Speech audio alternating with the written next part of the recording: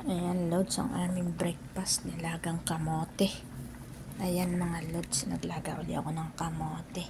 Ayan, at saka oats, ayan.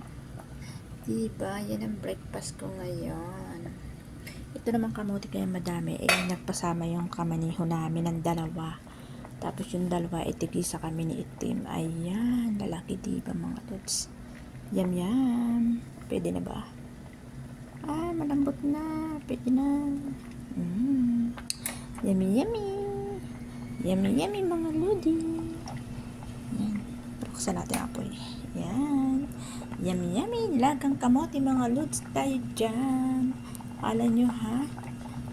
Nainggit ako sa Pilipinas. Puro may nilagang kamote. Hindi, di meron din dito. Alam mo sa Pilipinas, hindi na rin ako masyadong makabili nito kasi sobrang mahal. Kaya dito na lang ako makain ng kamote. Yan, thank you for watching. Nilagang kamote at saka oats ang ating breakfast.